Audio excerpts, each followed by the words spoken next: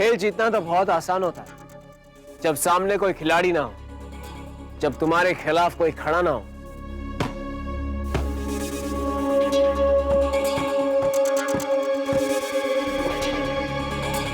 मैं जानता हूं आप मेरे सामने कभी नहीं आएंगे और ना ही मैं आपके खिलाफ जाऊंगा, ये मेरा आपसे वादा है। लेकिन एक बात है प्रांजल, रिश्ते खेल नहीं होते, उनसे खेलना नहीं चाहिए। और जिंदगी एक बॉल नहीं जिसे जब चाह किक मार दे। लेकिन मुझे तुम पर कोई विश्वास नहीं और मैं विश्वास करूं ही क्यों?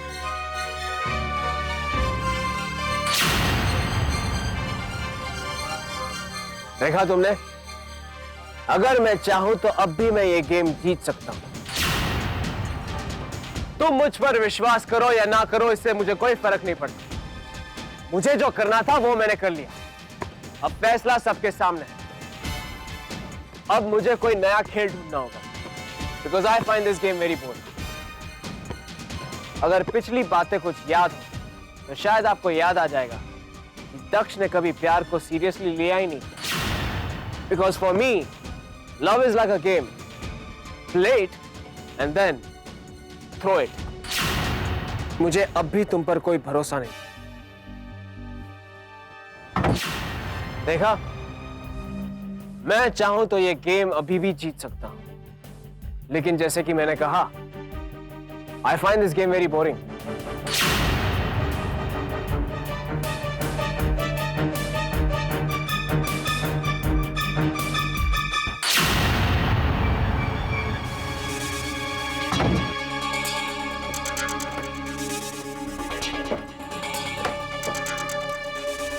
पलक, रुक जा।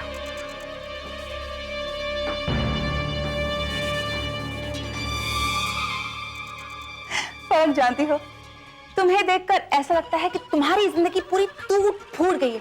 I mean, all fractured। आज मुझे वो दिन भी याद आ रहा है जब दोनों भाई तुमसे शादी करना चाहते थे, और आज देखो ना, इनकार कर रहे। How sad। लेकिन आज इस शुभ घड़ी पर मुझे वो दिन भी याद आ रहा है पलक, जब तुमने मुझसे कहा था कि केशवी, मेरे पास तो दो ऑप्शन है, एक दक्ष, एक प्रांजल। तुम्हारे पास कौन? आज ऐसा लगता है कि तुम मुझे कंपनी दे रही हो, उसी नाव में सवार हो जिसमें कि मैं।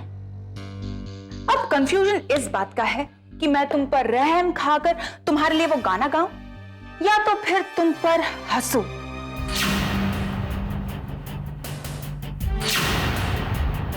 हाँ,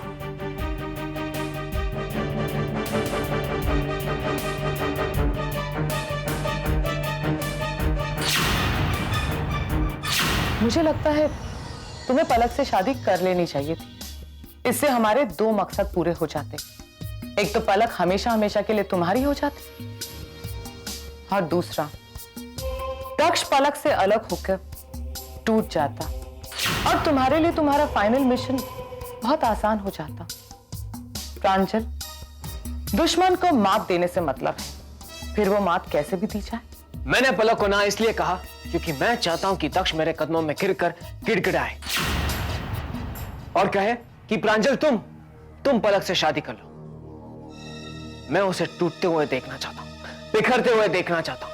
मैं उसे वो दर्द देना चाहता हूं जो उसने मुझे दिया, और वही दर्द उसे ना जीने देगा और ना ही मरने। अगर ऐसी बात है तो तुमसे बड़ा मूर्ख मैंने आज तक नहीं देखा। तुम अब तक इतनी सी बात समझ नहीं पाए कि दक्ष तो उस वक्त टूटकर बिखर गया होगा जिस वक्त पलक ने तुम्हारे सामने शादी का प्रस्ताव रखा।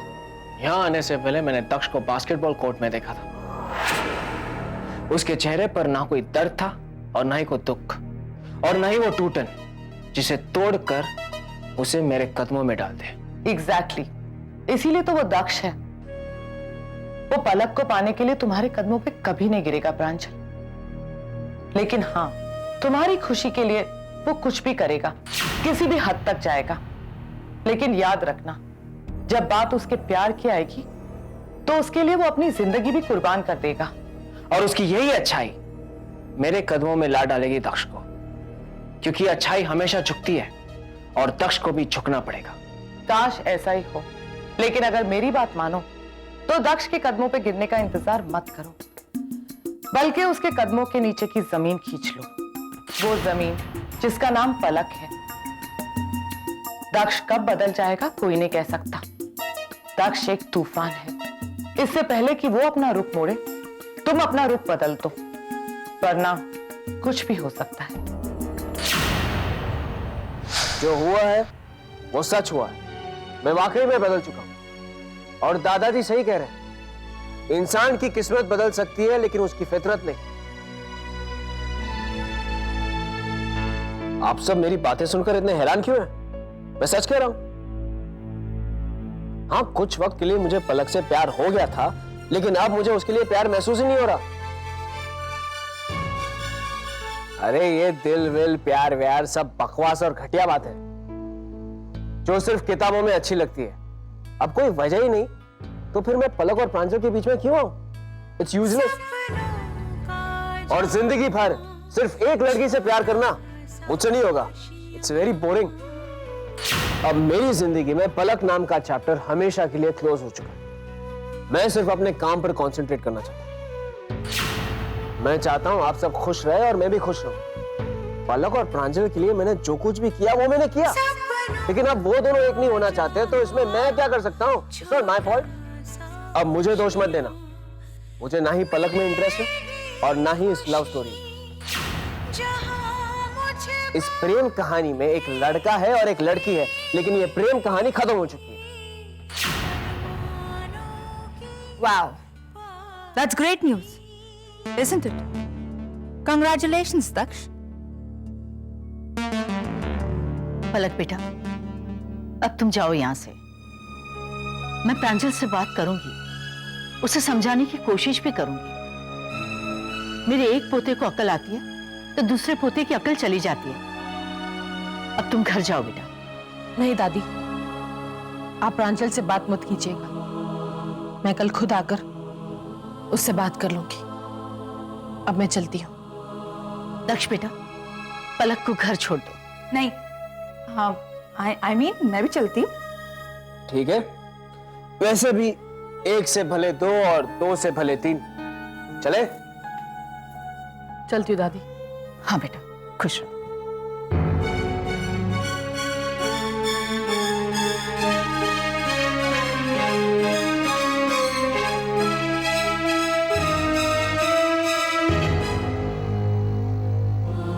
केशवी, मैं दक्ष के साथ अकेले जाना चाहती हूँ। प्लीज तुम हमारे साथ मत आओ। अच्छा, तुम्हें किसने कहा कि मैं तुम्हारे चाहत के हिसाब से कुछ कर रही हूं? मैं तो बस इसलिए आ रही हूं क्योंकि दक्ष चाहता है। क्यों दक्ष? अरे मेरे चाहने या ना चाहने से क्या होता है? अगर पलक चाहती है कि तुम हमारे साथ मत आओ तो मत आओ ना। You are confusing. एक बार कहते हो आओ, फिर कहते हो मत आओ। डिसाइड कर लो क्या चाहते हो। मेरी समझ में कुछ नहीं आ रहा। मैंने तुमसे कहा ना, मैं बदल चुका हूं। कुछ दिनों के लिए मुझे ऑब्जर्व करो, तुम अपने आप समझ जाओगे। चलो।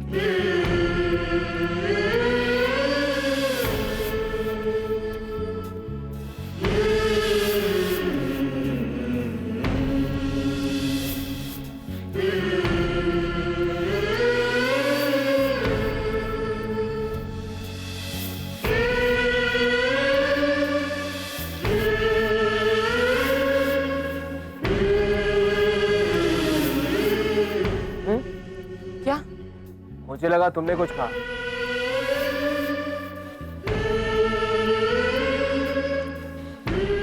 मुझे भी लगा कि तुमने कुछ कहा। Anyways, thanks for your support.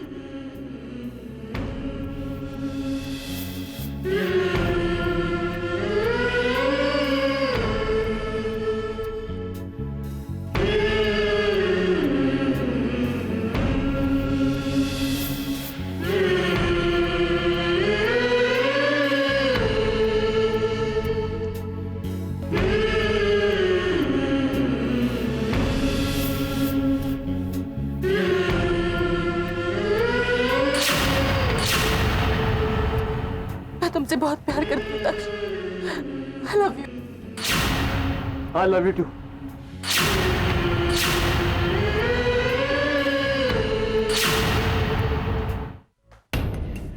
पापा, मम्मा, डॉक्टर ने पापा को आराम करने के लिए कहा है।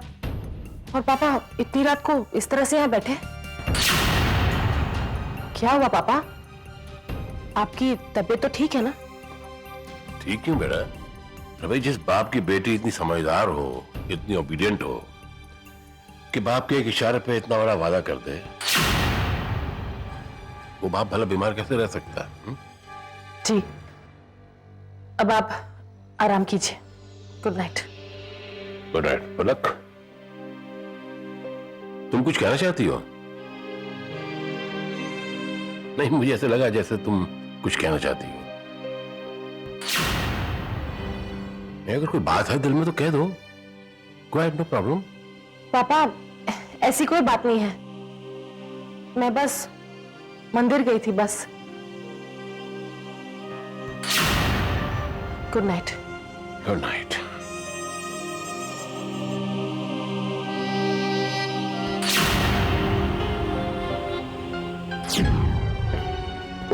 जानू, डॉक्टर ने कहा है तुम्हें कुछ और टेस्ट करवाने पड़ेंगे।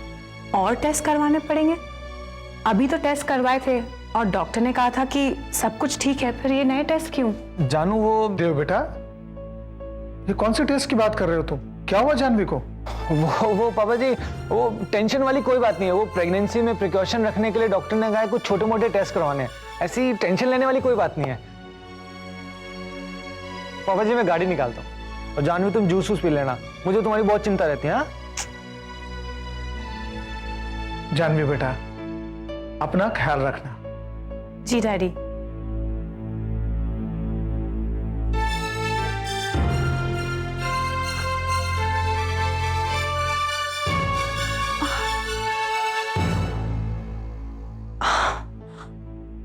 अगर सब कुछ ठीक है, मुझे कुछ नहीं हुआ है, तो फिर मुझे डर क्यों लग रहा है?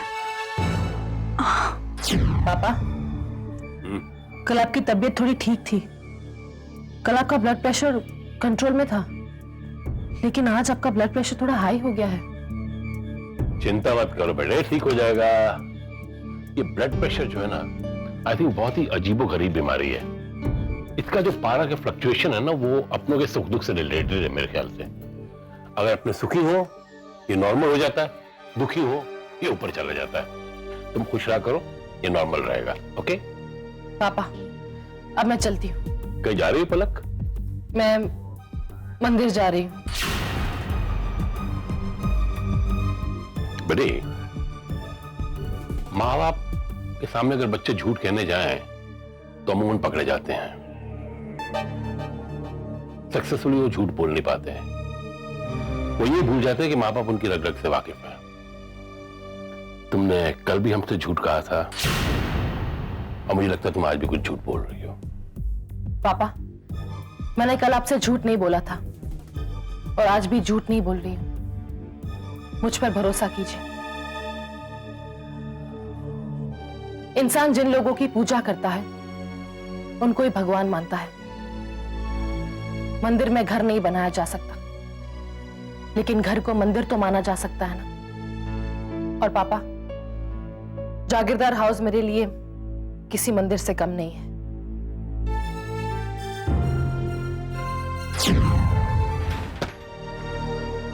मिस्टर देव, ये लीजिए जानवी की मेडिकल रिपोर्ट। इसमें कैंसर की सारी डिटेल्स। Thank you.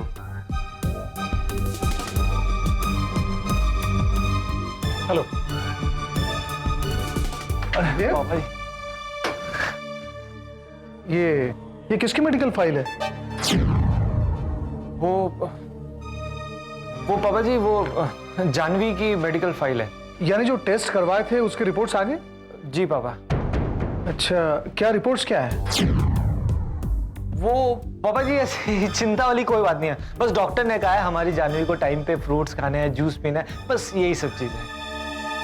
मैं भी यही चाहता हूं कि जल्द से जल्द इस घर में मुझे नाना कह के पुकारने वाला कोई आ जाए। दो। सर क्लाइंट्स आ गई। थैंक यू बेटा। 18 करोड़ का कॉन्ट्रैक्ट है, किसी भी सूरत हाल में ये कॉन्ट्रैक्ट हमें मिलना चाहिए। अब पापा एक काम करते हैं, पहले क्लाइंट से मिल लेते हैं, रिपोर्ट तो हम बाद में देखते रहेंगे। 18 करोड़ की डील है। आप चलिए, मैं आता हूँ।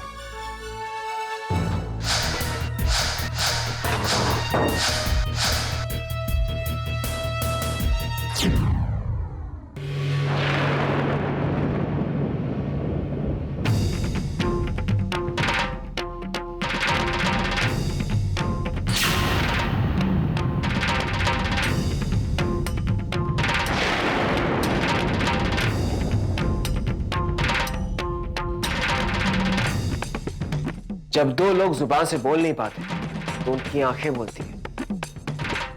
मैं तुम्हारा प्यार तुम्हारी आंखों में देख सकता हूं। मैंने तुमसे कहा था ना कि प्यार कभी मर नहीं सकता।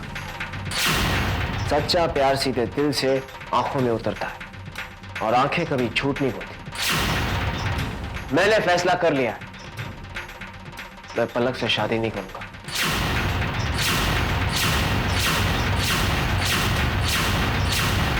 भाई शायद तुम गलती कर रहे हो ये कहकर कि तुम पलक से शादी नहीं करना चाहते। अगर तुम्हारे दिल के कोने में अभी भी कोई शक है कि हम दोनों अब भी एक दूसरे से प्यार करते हैं, तो ये तुम्हारी सबसे बड़ी गलतफहमी होगी। प्यार के इस खेल से मैं कब का बाहर हो चुका हूं। पलक का प्यार पाना मेरे लिए एक दीवानगी थी, एक जुनून था जो मैंने पा लिया। लेकिन अब मुझे ना ही पलक में इंटरेस्ट है और ना ही उसके प्यार में। मुझे किसी के साथ कंपटीशन नहीं करना। वैसे भी मैं इस गेम से बाहर हो गया हूं, जैसे मैंने आपको कहा था। और प्यार के अलावा बहुत सारे दूसरे काम हैं, बहुत सारे इंटरेस्टिंग काम है जो मैं करना चाहता हूं। हाँ भाई, अब बताओ, तुम पलक से शादी करोगे या नहीं? मुझे कोई फर्क नहीं पड़ने वाला। I'm not going to compel you to marry her anyways.